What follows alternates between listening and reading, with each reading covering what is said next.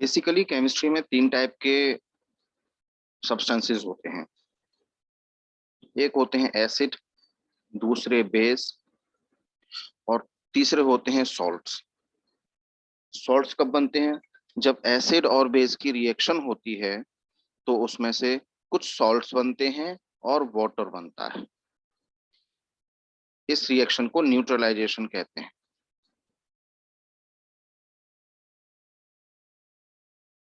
तो पहले हम एसिड्स के बारे में सारी बातें सीखेंगे कि एसिड्स कैसे बनती हैं।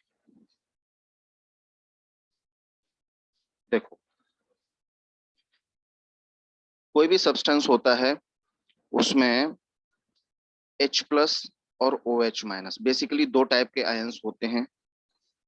एक होता है H+, जो हाइड्रोजन आयन कहते हैं जिसको हम, दूसरा होता है OH-, जिसे हाइड्रोक्साइड आयन या हाइड्रोक्सिल आयन कहते हैं। कोई भी सब्सटेंस होता है उसमें H+ और OH- दोनों ही आयंस होते हैं। लेकिन अगर किसी सब्सटेंस में H+ की क्वांटिटी ज्यादा है तो वो एसिड की तरह बिहेव करता है, और अगर बेस की क्वांटिटी ज्यादा है तो वो, मतलब OH- हाइड्रोक्सिल या हाइड्रोक्साइड आयन की क्वांटिटी ज्यादा है तो वो OH- की तरह, तो वो बेस की तरह बिहेव करता है। अब ये H+ और OH- थोड़े बाद की बातें हैं। पहले हम एसिड के बारे में बाकी की चीजें सीख लेते हैं। तो एसिड कब बनती है? ये ध्यान रखना है कि जब भी हाइड्रोजन की रिएक्शन 17th ग्रुप जो है पीरियोडिक टेबल का, जिनको हम हेलोजन्स कहते हैं। हेलोजन एक ग्रीक वर्ड है जिसका मतलब होता है salt generating substances, elements, salt बनाने वाले एलिमेंट्स।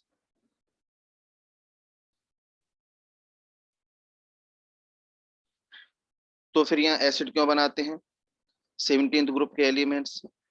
क्योंकि देखो, अगर किसी मेटल से रिएक्शन होगी हेलोजन्स की तो सॉल्ट बनेगा, लेकिन अगर हाइड्रोजन से रिएक्शन होती है तो एसिड बनती है। तो क्या सिर्फ 17th ग्रुप के साथ में ही एसिड बनती है? नहीं। अगर हाइड्रोजन की रिएक्शन किसी poly atomic ion, poly atomic ion क्या क्या होते हैं, जैसे sulphite, sulphate, phosphite, phosphate, nitrite, nitrate,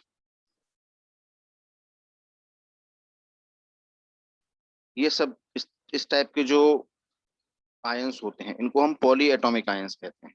अब इनकी वैलेंसी कैसे डिसाइड करते हैं? तो सल्फाइट में हमको पता चल रहा है इन सभी में उस पर्टिकुलर नॉन मेटल की, जैसे सल्फाइट में सल्फर है, नाइट्राइट में नाइट्रेट है, फॉस्फाइट में फॉस्फेट है। इन पर्टिकुलर नॉन मेटल्स की रिएक्शन जब ऑक्सीजन से होती है एक पर्टिकुलर वैलेंसी के साथ, तब वहां से ये सारे पॉलीएटॉमिक आयंस बनते हैं। तो जैसे सल्फाइड की वैलेंसी -2, सल्फेट की भी -2, फॉस्फाइड की -3, फॉस्फेट की भी -3, नाइट्राइट और नाइट्रेट दोनों की -1। तो इनकी वैलेंसी कैसे डिसाइड होती है? अब देखो, यहाँ सारे पॉलीएटॉमिक आयंस में एक नॉन मेटल है और दूसरी ऑक्सीजन है, तो बेसिकली अगर हम देखें तो ऑक्सीजन भी तो नॉन मेटल ही है। तो एक नॉन मेटल जैसे सल्फर, फास्फोरस, नाइट्रोजन, इन सब की दूसरे नॉन मेटल ऑक्सीजन से कैसे रिएक्शन हो जाती है? तो यहाँ पर क्या होता है बेसिकली कि हम जो फर्स्ट जो सेंट्रल एटम है, जैसे सल्फर, फास्फोरस या नाइट्रोजन, इनको हम माइनस वैलेंसी के साथ में नहीं लेते जो इनकी यूजुअल वैलेंसी होती है। सल्फर की वैलेंसी क्या होती है? -2, फास्फोरस की -3, नाइट्रोजन की -3। ये -2, -3, -3, ये वाली वैलेंसी इनकी कंसीडर नहीं करी जाती है। ये वैलेंसी बेसिकली बनी कैसे? जैसे अगर हम सल्फर को डिस्कस करें तो K2L8M6, ये इलेक्ट्रॉनिक कॉन्फ़िगरेशन सीखा था। तो तुमको सिखाया गया है कि वैलेंट शेल को कंप्लीट करने के लिए, वैलेंट शेल मीन्स यहाँ M है, इसका ऑक्टेट पूरा करने के लिए इसको 8 इलेक्ट्रॉन्स चाहिए। बेसिकली चाहिए तो 18 होते हैं, जो हायर क्लासेस में आता है। अभी 8 ही समझो। तो तुमको सिखाया जाता है कि ये 2 इलेक्ट्रॉन्स एक्सेप्ट करेगा अपने वैलेंट शेल में, इसलिए -2 हो जाएगी वैलेंसी। लेकिन जब पॉलीएटॉमिक आयंस बनते हैं तो सल्फर या फास्फोरस या नाइट्रोजन अपना ऑक्टेट पूरा करने के लिए जितने इलेक्ट्रॉन्स कम हैं उतने रिसीव नहीं करते हैं, बल्कि इनके वैलेंट शेल में जितने इलेक्ट्रॉन्स एक्स्ट्रा हैं उनको 1 बाय 1 लूज करते हैं, और इलेक्ट्रॉन्स हमेशा 1 बाय 1 रिसीव या लूज करे जाते हैं। तो अगर हम सल्फर की ही वैलेंट शेल की बात करते हैं तो यहाँ 1 बाय 1 ये अप टू 6 इलेक्ट्रॉन्स लूज कर सकता है। तो जब 2 इलेक्ट्रॉन्स लूज कर चुका है तो इसकी वैलेंसी +2 बन जाएगी। 4 कर चुका है तो +4 बन जाएगी। 3 कर चुका है तो +3 बन जाएगी। करेक्ट। ऐसे ही +6 भी बन जाती है। तो ये +6 यूजुअली +6 वैलेंसी वाला सल्फर यूज होता है सल्फाइड या सल्फेट बनाने के लिए। फिर जैसे वैलेंसी तुमने ढूंढना सीखी है, जैसे सल्फाइड का फॉर्मूला अगर हम देखें तो SO3 होता है। इसमें अगर हम देखते हैं तो इनकी वैलेंसी बनाने के लिए सल्फर की +4 वैलेंसी होती है, ऑक्सीजन की -2 वैलेंसी होती है। तो यहाँ 4 - 6 में -2 आ गया। इस तरह से सल्फाइड की वैलेंसी बनी है। और सल्फेट के लिए SO4 फॉर्मूला होता है। तो यहाँ +6 वाला सल्फर यूज होता है, और ऑक्सीजन की तो -2 होती ही है, तो यहाँ से भी -2 आ जाएगा। इस तरह से सल्फाइड, सल्फेट्स या फॉस्फाइड, फॉस्फेट, नाइट्राइट, नाइट्रेट या दूसरे जो भी पॉलीएटॉमिक आयंस होते हैं उनकी वैलेंसी इस तरह से फाइंड करी जाती है। मतलब समझ में आया होगा कि सेंट्रल एटम पॉजिटिव कैरेक्टर में होता है इलेक्ट्रॉन डोनेट करने के बाद। एक चीज यहाँ से जो तुमने देखी वो ये है कि सल्फाइड में +4 वैलेंसी वाला सल्फर है और सल्फेट में +6 वैलेंसी वाला सल्फर। करेक्ट। तो हाइड्रोजन अगर इन सब पॉलीएटॉमिक आयंस के साथ में भी अगर रिएक्शन करता है तब भी एसिड्स बनती हैं।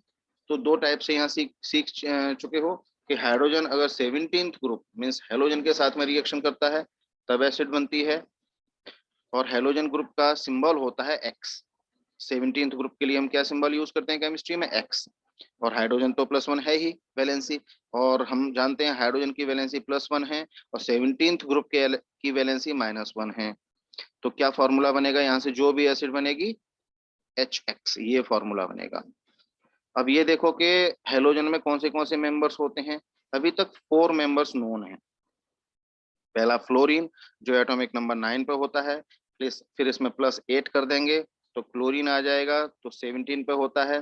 फिर इसमें +18 कर देंगे तो ब्रोमीन हो जाएगा जो 35 नंबर पे होता है, और फिर से इसमें 18 प्लस कर देंगे तो आयोडीन हो जाएगा जो 53 नंबर पे होता है।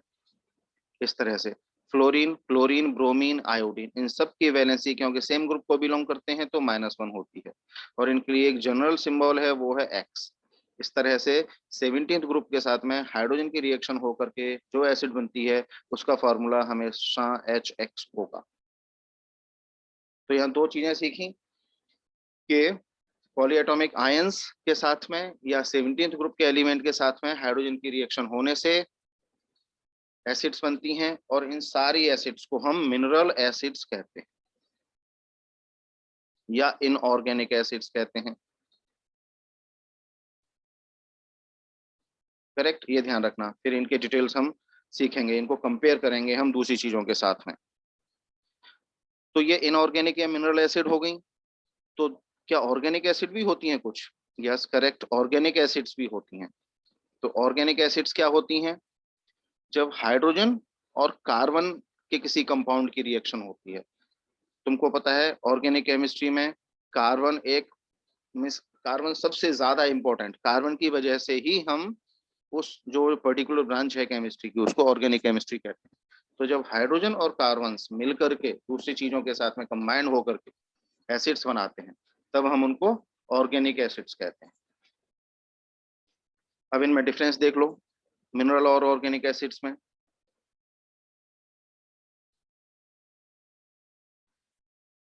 Mineral acids, organic acids. Mineral acids जो होती हैं उनको हम खा सकते हैं, वो ईटेबल होती हैं, मतलब माइल्ड होती हैं। सॉरी, ये ऑर्गेनिक एसिड्स का है। ऑर्गेनिक एसिड्स जो होती हैं वो माइल्ड एसिड्स होती हैं, ईटेबल होती हैं।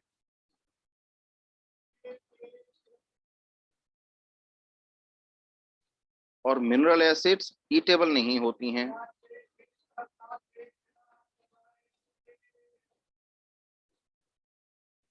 और ये स्ट्रॉन्ग एसिड्स हो सकती हैं। अब स्ट्रॉन्ग का मतलब ये नहीं है कि वीक नहीं होंगी, वो स्ट्रॉन्ग होना वीक होना किसी एसिड्स का वो हम बाद में सीखेंगे। दूसरा, ऑर्गेनिक एसिड्स जो होती हैं वो बर्न कॉज नहीं करती हैं, डू नॉट कॉज बर्न। और मिनरल एसिड्स होती हैं वो बर्न कॉज करती हैं, मीन्स जल जाते हैं इन चीजों से। अब इसके एग्जांपल्स अगर हम देखें तो मिनरल एसिड्स के एग्जांपल में क्या हो जाता है, जैसे एथेनोइक एसिड है, जिसका फॉर्मूला CH3COOH, जिसका फॉर्मूला CH3COOH होता है। ऐसे ही फॉर्मिक एसिड होती है HCOOH। ये सब चीजें चैप्टर 4 में आएंगी, कार्बन एंड इट्स कंपाउंड्स में तुम्हारे। और जो मिनरल एसिड्स होती हैं उसमें जैसे हाइड्रोक्लोरिक एसिड हो गई, अगर ये पाउडर के फॉर्म में होती है तो हम इसको हाइड्रोजन क्लोराइड कहते हैं। जैसे नाइट्रिक एसिड हो गई HNO3, जैसे सल्फ्यूरिक एसिड हो गई H2SO4 अगर हम पॉलीएटॉमिक आयन की बात करें तो। जैसे फॉस्फोरिक एसिड हो गई H3PO4 अगर हम फॉस्फेट आयन की बात करें तो। और एटसेट्रा। तो जैसे carbonic acid CH3C double OH ये तो मेथेनोइक एसिड हो जाती है। तो अब इनके नाम कैसे रखे जाते हैं एसिड्स के, जैसे एक H2SO3 होता है सल्फ्यूरस एसिड। तो बेसिकली इनके नाम किस तरह से रखे जाते हैं, तो जो भी नॉन मेटल यूज हुई है, मिनरल एसिड्स के नाम कैसे रखते हैं वो बता रहा हूँ। जो भी नॉन मेटल यूज हुई है उसके साथ में उसके नाम के एंड में सफिक्स हम लगा देते हैं इक, और एसिड वर्ड लग जाता है। जैसे यहाँ क्लोरीन है तो hydrochloric acid, chloric acid. Nitrogen है तो नाइट्रिक एसिड। सल्फर है तो सल्फ्यूरिक या सल्फरिक एसिड। फास्फोरस है तो फास्फोरिक एसिड। इस तरह से मिनरल एसिड्स के नाम बनते हैं। अच्छा, ये H2SO3 होता है, ये सल्फ्यूरस एसिड होती है, ये बाद में पता चलता है। ट्वेल्थ में एक्चुअली बहुत सारी ऐसी चीजें होती हैं, जैसे एक ऑर्थोफॉस्फोरिक एसिड होती है, ये बाद में जो अलग अलग पोजीशन होती हैं ऑक्सीजन की उस हिसाब से होता है। तो अब स्ट्रॉन्ग एसिड्स और वीक एसिड्स क्या होती हैं ये अभी हम सीखेंगे, पहले हम बेस के बारे में सीख लेते हैं। तो मैंने अभी क्या बताया कि जब हाइड्रोजन की रिएक्शन किसी दूसरे नॉन मेटल जैसे 17th ग्रुप या फिर किसी पॉलीएटॉमिक आयन के साथ में होती है तो एसिड बनता है। वैसे ही बेस कब बनता है, तो बेस के लिए जो प्राइमरी आयन है वो मैंने बताया था हाइड्रोक्सिल आयन OH माइनस। इसके साथ में जब किसी मेटल की रिएक्शन होती है तब वहां से बेस बनता है।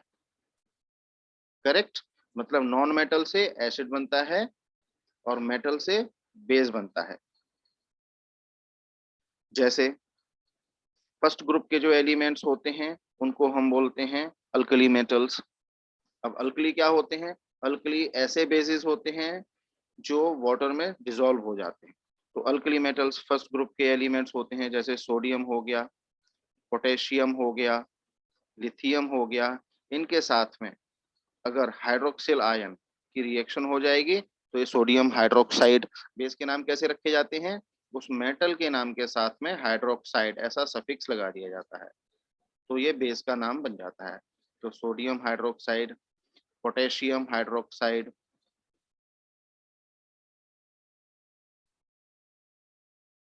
लिथियम हाइड्रोक्साइड, इस तरह से बेस के नाम बनते हैं। ये सब अल्कली हैं, क्योंकि अल्कली मेटल्स में से बने हैं। समझ में आ गया? अच्छा, सेकंड ग्रुप की अगर हम बात करें तो सेकंड ग्रुप में कौन से एलिमेंट्स होते हैं? जैसे कैल्शियम हो गया, मैग्नीशियम हो गया, बेरिलियम हो गया। तो कैल्शियम हाइड्रोक्साइड, अब यहाँ हमको वैलेंसी ध्यान रखनी पड़ेगी। फर्स्ट ग्रुप के एलिमेंट्स यानी सोडियम, पोटेशियम, लिथियम, इनकी वैलेंसी क्या होती है? +1। और OH की भी वैलेंसी -1। इसलिए कोई कहीं इधर नंबर नहीं आया, Na या OH, KOH, LiOH, इनके साथ में कहीं भी कुछ वैलेंसी नहीं आई। लेकिन सेकंड ग्रुप के एलिमेंट्स की वैलेंसी क्या होती है? 2। तो OH के साथ में 2 लगेगा सबके साथ, कैल्शियम में भी, मैग्नीशियम में भी, बेरिलियम में भी। इस तरह से ये बन जाता है। तो ये कैल्शियम हाइड्रोक्साइड, नाम आप सीख गए होंगे, calcium hydroxide, magnesium hydroxide, beryllium hydroxide. ऐसे ही अगर थर्ड ग्रुप के एलिमेंट्स हैं, जैसे एल्यूमिनियम। अच्छा, थर्ड ग्रुप में एक और एलिमेंट होता है एल्यूमिनियम से पहले, बोरोन, लेकिन वो तो मेटलॉइड हो जाता है। मेटलॉइड है, मेटल नहीं, इसलिए वो जब OH के साथ में रिएक्शन करेगा तो बेस नहीं बनेगा। तो हम फिलहाल एक ही बस एग्जांपल देख लेते हैं एल्यूमिनियम का। लेकिन एल्यूमिनियम की वैलेंसी 3 होती है, तो यह OH थ्राइस लग जाएगा और इसका नाम हो जाएगा एल्यूमिनियम हाइड्रोक्साइड। करेक्ट? ये अल्कली नहीं है। सेकंड ग्रुप के जो एलिमेंट्स होते हैं उनको क्या बोलते हैं? उनको हम बोलते हैं अर्थ अल्कली मेटल्स। करेक्ट? इस तरह से। तो बेसिकली बेसिस कितने टाइप के होते हैं? जैसे मैंने बताया अभी, एसिड्स, मिनरल और ऑर्गेनिक 2 टाइप की होती हैं।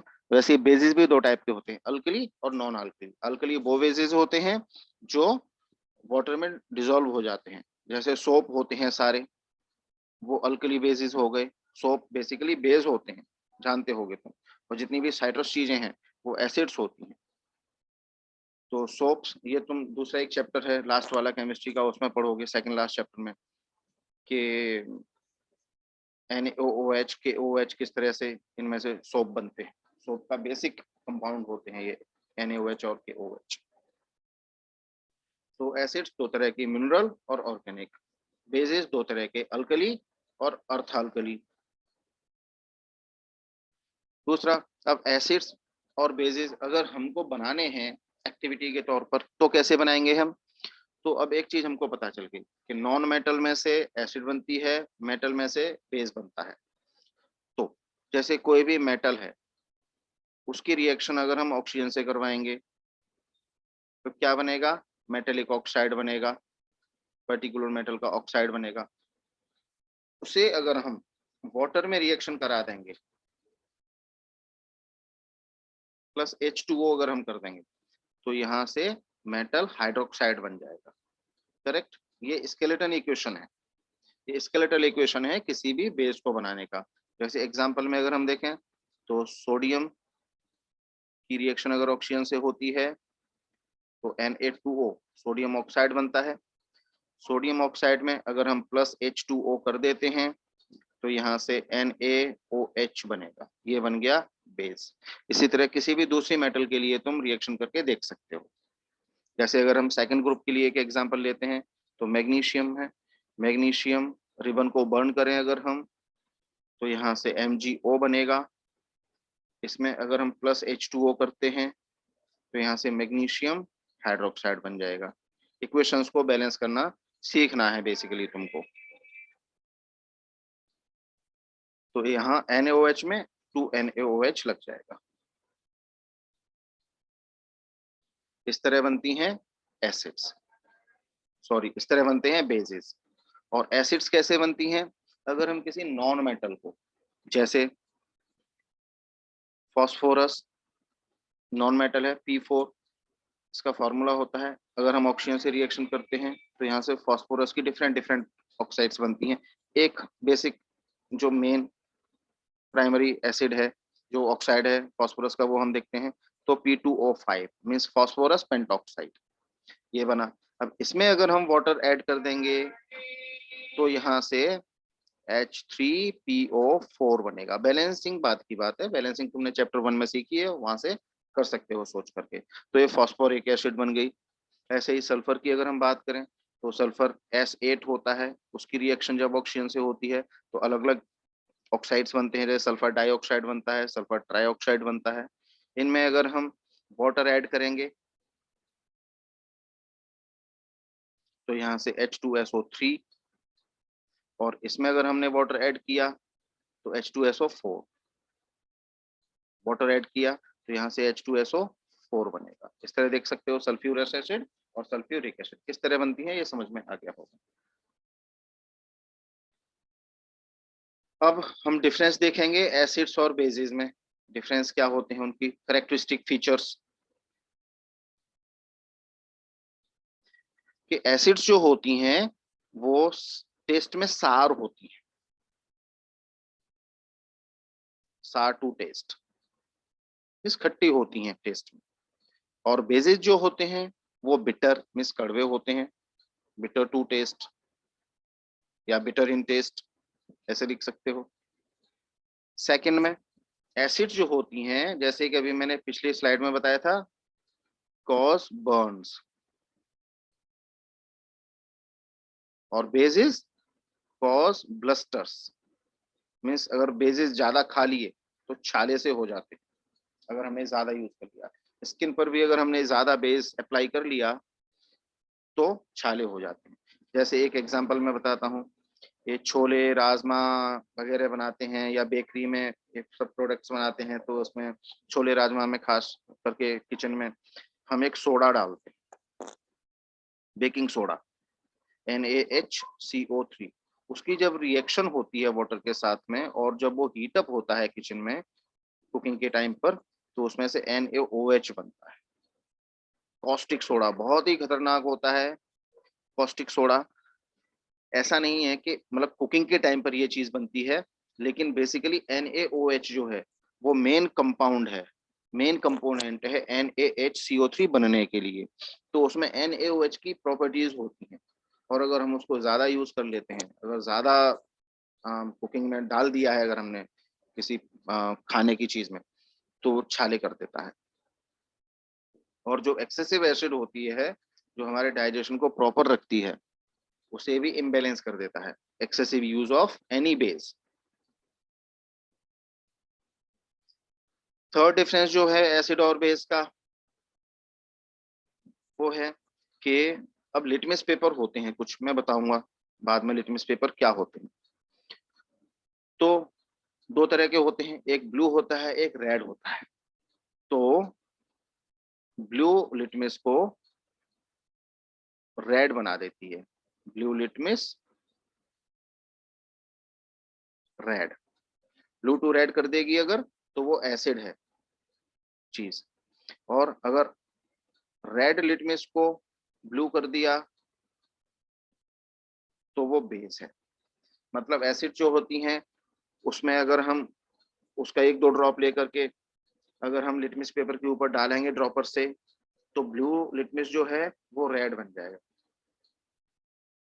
अब वो रेड बन गया है, अब उसके ऊपर अगर हम बेस डालेंगे एक दो ड्रॉप, तो वो फिर से ब्लू बन जाएगा। ये इनका होता है, टेस्ट होता है।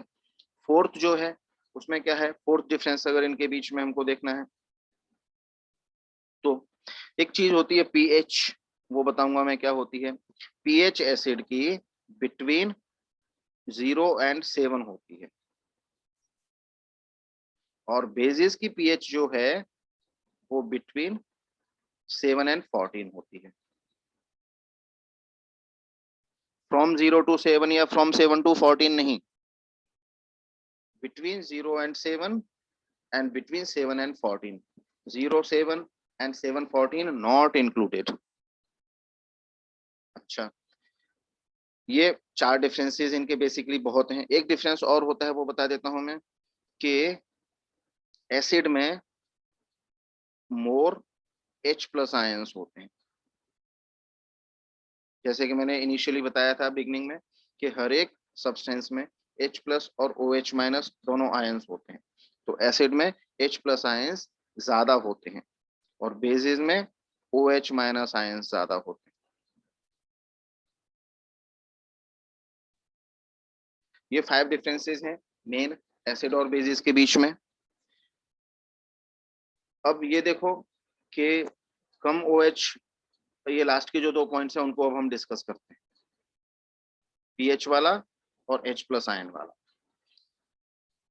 0 to 7 है, अगर हम 3 एसिड्स लेते हैं ए बी सी सपोज, और हम मानते हैं कि ए की पीएच है 2, बी की पीएच है 3.5 और सी की पीएच है 6, तो इसमें से कौन सी एसिड ज्यादा स्ट्रॉन्ग है? ये ए है जो एसिड, वो ज्यादा स्ट्रॉन्ग है, क्योंकि किसी भी एसिड की पीएच जितनी कम होगी उतनी ज्यादा स्ट्रॉन्ग होगी वो। तो जो मैं पिछली अभी थोड़ी देर पहले कह रहा था कि स्ट्रॉन्ग और weak acids, mineral acids obviously stronger होती हैं as compare to organic acids, लेकिन वो स्ट्रॉन्ग और वीक होने का मतलब इससे नहीं है। यहाँ हम सिर्फ मिनरल एसिड्स की बात कर रहे हैं कि किसी भी मिनरल एसिड्स की पीएच जितनी कम होगी उतनी वो ज्यादा स्ट्रॉन्ग होगी। मतलब जैसे जैसे हम 0 to 7 की तरफ जाते हैं पीएच स्केल पे, वैसे वैसे एसिड वीक होती जाती है, मिनरल एसिड वीक होती जाती है। क्यों? क्योंकि जैसे जैसे H+ आयंस कम होते जाएंगे किसी भी एसिड्स में, वैसे वैसे एसिड की पीएच घटती जाएगी। तो ऐसा क्यों होता है कि H+ आयंस बढ़ते हैं तो पीएच घटती है? तो उसकी वजह यह है कि पीएच का फॉर्मूला बेसिकली ये होता है कि पीएच इक्वल टू, ऊपर की तरफ देखो यहाँ स्क्रीन पे, pH equal to minus of log H+ ions. तो नेगेटिव हो गया ये देखो, ठीक है। अब लॉग में माइनस, अब ये लॉग क्या होता है ये बात की बात है, तुम्हारे सिलेबस में है नहीं। लॉग में माइनस का मतलब होता है 1/समथिंग, तो माइनस यहाँ से अगर हमको हटाना है तो ये 1/log H+ आयन हो जाएगा। अब देख सकते हो H+ आयन जैसे जैसे बढ़ेगा वैसे वैसे डेनोमिनेटर बढ़ेगा, अगर डेनोमिनेटर बढ़ेगा तो ओवरऑल वैल्यू है वो कम होगी, तो पीएच इस तरह से कम होता जाता है, राइट। और OH- को अगर हम देखते हैं बेस में, तो जैसे जैसे हम 7 to 14 बेस में बढ़ते जाते हैं वैसे वैसे बेस की बेसिसिटी जो है वो स्ट्रोंगर होती जाती है, इंक्रीज होती जाती है, मतलब बेस स्ट्रांग होते जाएगा। 7 to 14 में अगर हम जाएंगे तो बेस स्ट्रांग होता जाएगा। अगर हमारे पास 3 बेस हैं PQR, बेस P की बेसिसिटी 8 है, Q की 9 है, R की 11 है, तो कौन सा बेस स्ट्रोंगर है? बेस R स्ट्रोंगर है, क्योंकि उसकी पीएच ज्यादा है। क्योंकि यहाँ फिर से अब ध्यान रखना, पीएच मालूम करनी हो चाहे एसिड की चाहे बेस की, तो उसमें हमेशा H+ आयन ही आता है फॉर्मूले में। ऐसा नहीं है कि जब हम बेस की पीएच मालूम कर रहे होंगे तो वहाँ माइनस लॉग OH- आ जाएगा। नो, ये फॉर्मूला नहीं होता, हमेशा H+ आयन से ही फॉर्मूला होता है। तो तुम देख सकते हो कि 7 को क्रॉस करने के बाद आफ्टर एसिड्स, जब हम 7 को क्रॉस करेंगे पीएच स्केल पे, तो H+ आयन बहुत कम होते जाएंगे, धीरे धीरे धीरे धीरे। जैसे जैसे हम 14 की तरफ जाएंगे H+ आयंस बहुत कम होते जाएंगे, और जब H+ आयंस कम होते जाएंगे तो यहाँ डेनोमिनेटर है वो बहुत कम होता जाएगा, तो फिर ओवरऑल वैल्यू ग्रेजुअली इंक्रीज होती जाएगी। इसलिए जैसे जैसे हम 7 to 14 की तरफ जाते हैं पीएच जो है बेसिस की वो इंक्रीज होती जाती है, और एसिडिक करेक्टर उसका घटता जाता है सब्सटेंस का। मतलब जब एसिडिक करेक्टर घट रहा है तो उसका अपोजिट क्या होता है? Basic character. तो बेसिक करेक्टर ऑटोमेटिकली इंक्रीज होगा, ऐसा ही तो मानेंगे हम। तो पीएच स्केल कैसे होता है? एक्चुअली पीएच स्केल को हम इस तरह से बना सकते हैं, ये कोई एक स्केल है और यहाँ 0 हो जाता है, यहाँ एकदम बीच में हम 7 ले लेते हैं, यहाँ 14 ले लेते हैं। जैसे जैसे पीएच बढ़ेगी वैसे वैसे एसिडिक करेक्टर घटता जाएगा। 0 to 7 की तरफ जब हम जाएंगे तो एसिडिक करेक्टर घटता गया, और जब हम 7 से 14 की तरफ जाएंगे तो बेसिक करेक्टर बढ़ता गया। इस तरह से हम देख सकते हैं, इस तरह पीएच स्केल इस फिगर से समझ सकते हैं। अच्छा, लिटमस क्या होता है? तो लिटमस कुछ नेचुरल सब्सटेंसेस होते हैं, कुछ मैन मेड भी होते हैं। एक सॉल्यूशन होता है, बेसिकली पर्पल कलर की एक डाई होती है लिटमस। तो लिटमस क्या है? एक पर्पल कलर की डाई है, मीन्स कलर होता है बेसिकली एक। इसको किस में से बनाया जाता है? लिचेन में से।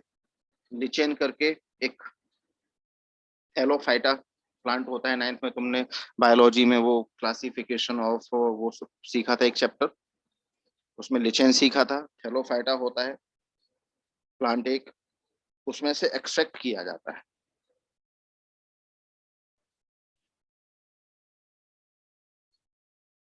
तो ये जो लिटमस होता है बेसिकली, वो न तो एसिड होता है और न बेस होता है। एसिड या बेस नहीं होता है ये ओनली सिर्फ पर्पल कलर की एक डाई होती है। इसके अलावा कुछ नेचुरल लिटमस की अगर हम बात करें, लिटमस का मतलब तुमने सुना होगा वैसे भी, जब हम कहते हैं कुछ हार्ड, किसी इंसान का किसी चीज का कुछ बहुत बड़ी परीक्षा होनी हो, तो हम बोलते हैं ना ये लिटमस टेस्ट है। जब हमको ये पता करना हो कि वो चीज या वो इंसान खरा है या खोटा है, इस तरह से जब हमको पता करना हो तो उसको हम क्या बोलते हैं, लिटमस टेस्ट, एक मुहावरा है। तो लिटमस टेस्ट कंफर्म कर देता है कि कोई सब्सटेंस है, कोई सॉल्यूशन है, वो एसिडिक है या बेसिक है। तो नेचुरल में एक तो लिटमस खुद नेचुरल होता है जो लिचिन में से एक्सट्रैक्ट करा जाता है। उसके अलावा ऐसी कोई भी चीज जो एसिड और बेस का टेस्ट करे, जैसे रेड कैबेज होती है, कैबेज जानते हो तुम, वैसे ही एक रेड कैबेज होती है, देखी होगी तुमने। रेड कैबेज के लीव्स होते हैं, उसमें से अगर हम अर्क निकाल लें, जूस निकाल लें, तो वो भी जो है लिटमस का काम करते हैं। टर्मरिक, हल्दी हमारे घरों में जो होती है, हल्दी, वो भी एसिड लिटमस का काम करती है। तुमने अगर कभी गौर किया हो कि खाने पीन खाते पीते टाइम पर अगर हमारे कपड़ों पर कुछ सब्जी गिर गई है तो हल्दी का दाग लग जाता है, और फिर जब हम उसको धोते हैं साबुन से तो वो दाग रेड कलर का हो जाता है। धीरे धीरे बाद में बेशक वो डिसअपियर हो जाएगा, लेकिन इनिशियली जो येलो स्टेन था टर्मरिक का, वो सोप अप्लाई होने की वजह से रेड कलर का हो जाता है, क्योंकि सोप्स क्या होते हैं, बेस होते हैं। तो ये मत सोचना कि बेस तो रेड टू ब्लू करता है, तो यहाँ ये येलो टू रेड क्यों हुआ। ये एक अलग चीज है। बस अभी एक जो टेस्ट है वो ध्यान में रखो, क्योंकि येलो भी एक्चुअली अगर हम देखें तो रेड की ही कैटेगरी में आता है। अभी मैं समझाऊंगा कलर्स का एसिड बेस के साथ में क्या रिलेशन होता है। इसके अलावा कुछ और भी फ्लावर्स हैं, जैसे हाइड्रेंजिया करके एक फ्लावर होता है, वो भी लिटमस का काम करता है, उसके लीव्स। फिर पेटोनिया, पेटूनिया करके एक प्लांट होता है, उसके भी लीव्स काम करते हैं। जेरेनियम करके एक प्लांट होता है, जेरेनियम, GERANIUM, वो भी उस लिटमस की तरह काम करता है। तो एसिड या बेस पता चल जाती है इन इसकी वजह से। तो ये लिटमस जो है इसको हम और क्या कह सकते हैं, लिटमस को एसिड बेस इंडिकेटर्स भी कह सकते हैं, AB इंडिकेटर्स, इंडिकेटर्स, समझ गए। मीन्स वो इंडिकेट करते हैं, वो दर्शाते हैं, वो हमको बताते हैं कि कोई सॉल्यूशन, कोई सब्सटेंस एसिडिक है या बेसिक, इसलिए हम उसको एसिड बेस इंडिकेटर्स भी कह सकते हैं। तो ये नेचुरल इंडिकेटर्स पता चल गए सारे। अब कुछ synthetic means man made indicators भी देख लेते हैं हम। सिंथेटिक इंडिकेटर्स में बेसिकली दो याद रखो, मिथाइल ऑरेंज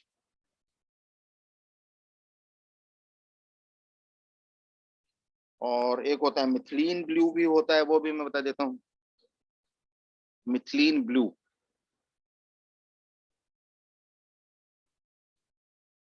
और एक और होता है फिनोल्फ्थेलीन, फिनोल्फ्थेलीन,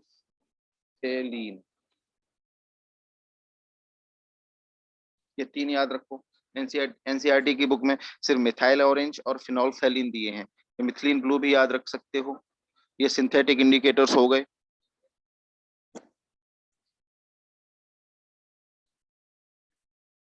अब कलर्स का थोड़ा कॉम्बिनेशन देख लो। यहाँ एसिड बेसिस में क्या होता है कि ये लिटमस पेपर है, सपोज हम घर पे भी बना सकते हैं लिटमस पेपर। तो एसिड जितनी ज्यादा स्ट्रोंग होगी, एसिड जितनी ज्यादा स्ट्रोंग होगी उतना ज्यादा रेड का शेड आएगा, मीन्स डार्क की तरफ चलते जाएंगे। तो विबग्योर होता है ना, उसको ध्यान में रखो। विबग्योर, वायलेट, फिर इंडिगो, फिर ब्लू, फिर ग्रीन, फिर येलो, फिर ऑरेंज और फिर रेड। तो इधर की तरफ एसिड मीन्स मोर पीएच। मोर पीएच का मतलब वैल्यू नहीं, वैल्यू से मेरा मतलब नहीं है, मतलब मोर एच प्लस आयंस, कहने का ये मतलब पीएच किसी भी सब्सटेंस की जितनी ज्यादा कम होगी उतना ज्यादा वो स्ट्रोंगर एसिड होगा, और जितनी ज्यादा हाई होगी उतना वो स्ट्रोंगर बेस होगा। तो जितना ज्यादा स्ट्रॉन्ग एसिड उतना ज्यादा रेड की तरफ शिफ्ट होगा कलर, और डार्कर डार्कर एंड डार्कर होता जाएगा। ऐसे ही बेस का होता है, जितना ज्यादा बेस स्ट्रॉन्गर होगा उतना ज्यादा डार्कर ब्लू ब्लू ऐसा होता जाएगा। करेक्ट।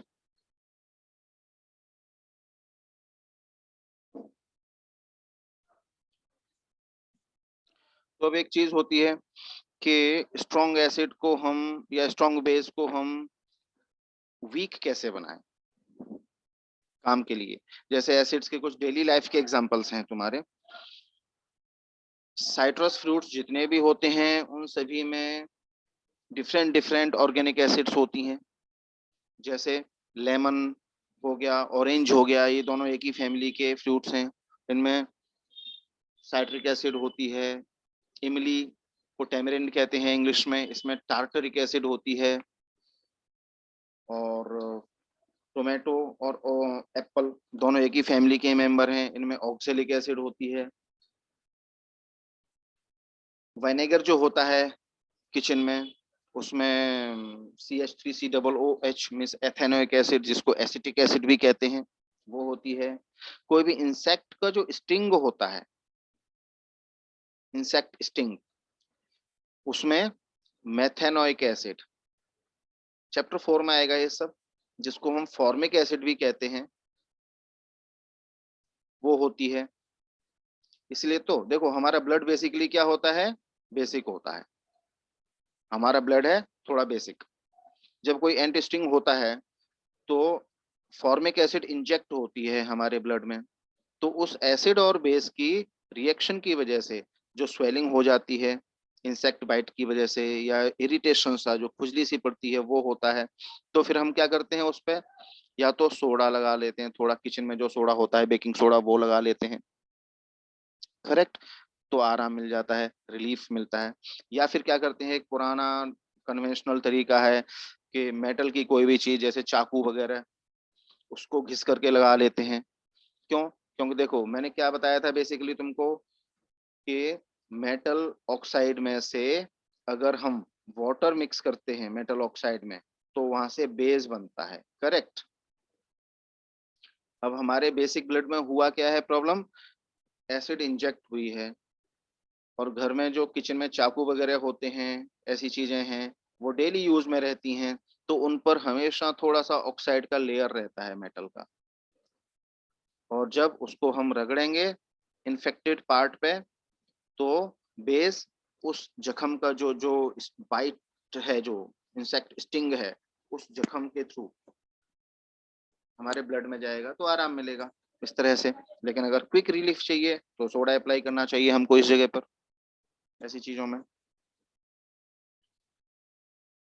तो ये डेली लाइफ के एसिड्स हो गए। अच्छा, डेली लाइफ के बेसिस में क्या क्या होते हैं हम अच्छा, इसके अलावा ये तो मिनरल एसिड्स हो गई।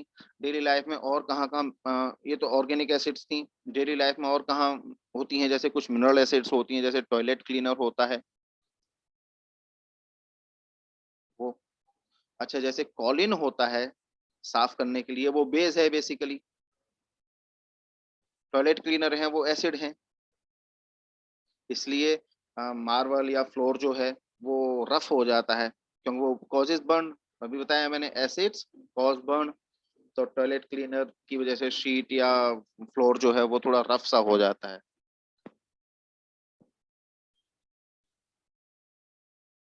तो हमारे घरों में जो एसिड आती है, हाइड्रोक्लोरिक एसिड, वो बहुत ही वीक होती है। मतलब उसको हम डाइल्यूटेड कहते हैं, डाइल्यूट करना। तो डाइल्यूट कैसे करते हैं, फेजेस तो मैंने बताई दिए थे हमारे घरों में कहाँ होते हैं, किचन वगैरह पे। किचन में बताया था मैंने, सोडा वगैरह होते हैं। तो किसी भी एसिड को पीएच कम करके जब हम यूज करते हैं तो हम उसे डाइल्यूटेड एसिड कहते हैं।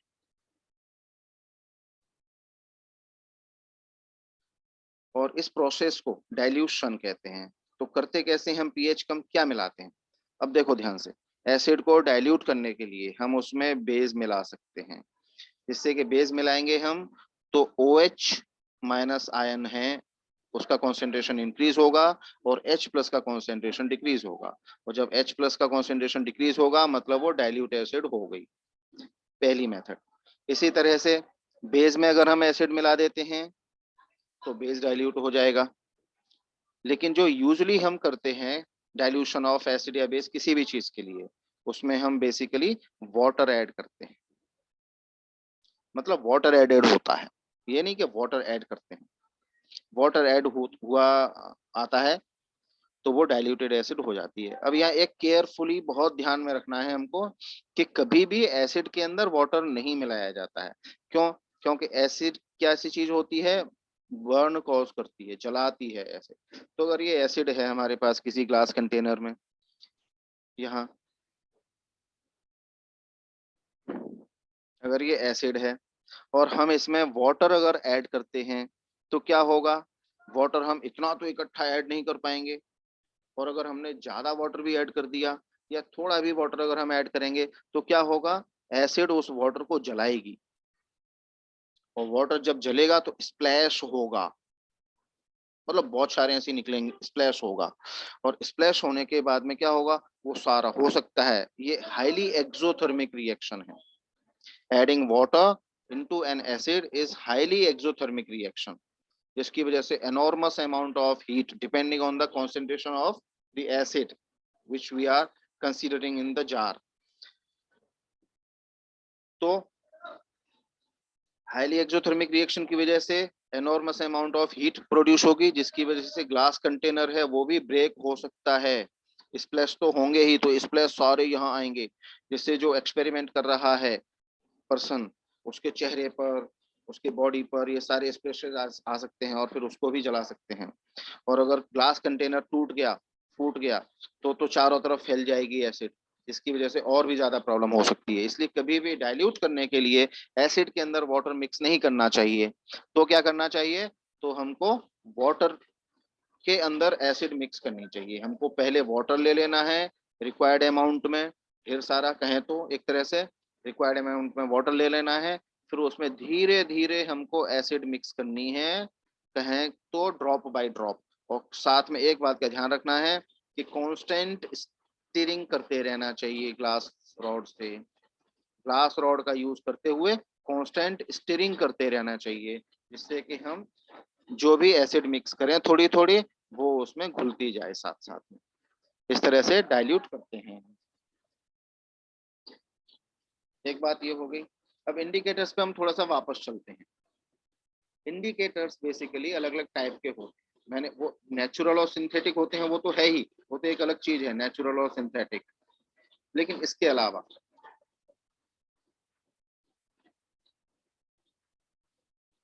कुछ होते हैं, जैसे इंडिकेटर्स का यूज हम कहाँ करें, एसिड और बेस को टेस्ट करने के लिए होता है, वो तो बता ही दिया मैंने। इसके अलावा एक इंडिकेटर्स होते हैं जिनको हम ऑल फैक्ट्री इंडिकेटर्स कहते हैं।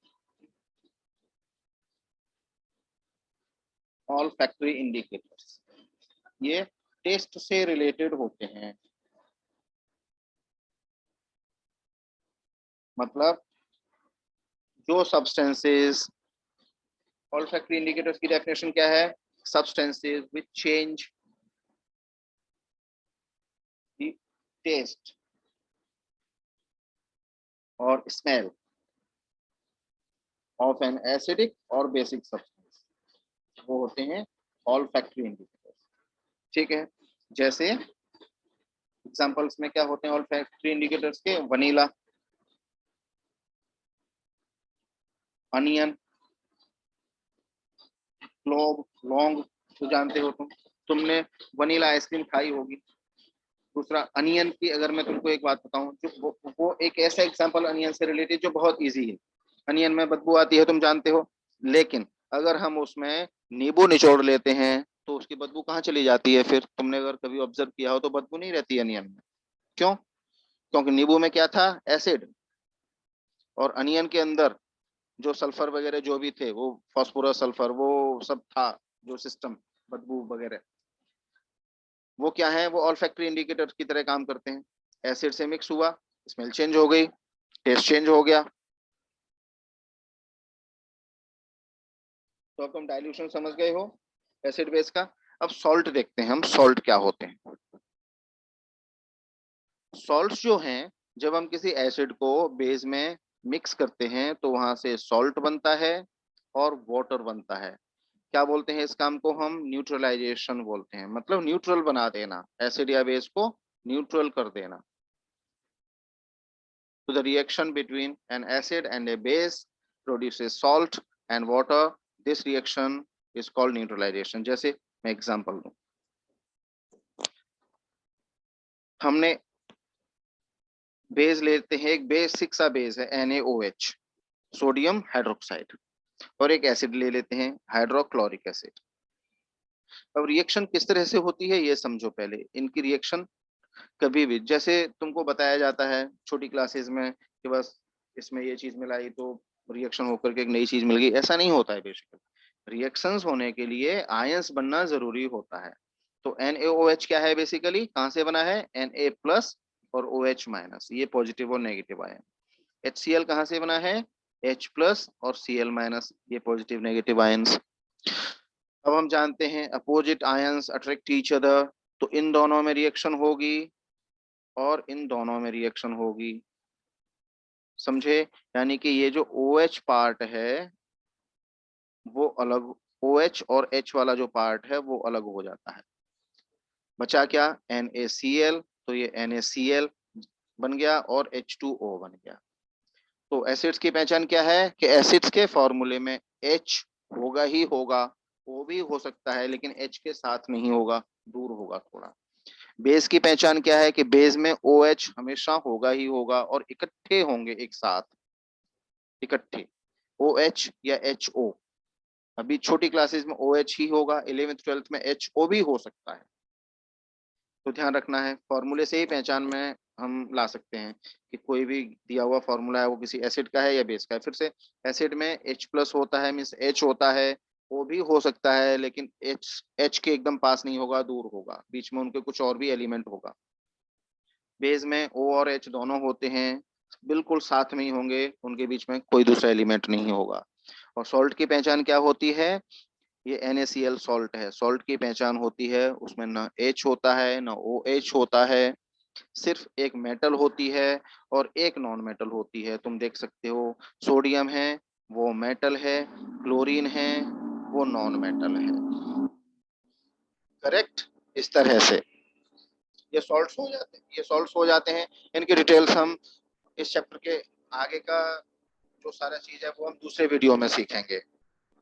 अभी के लिए इतना ही।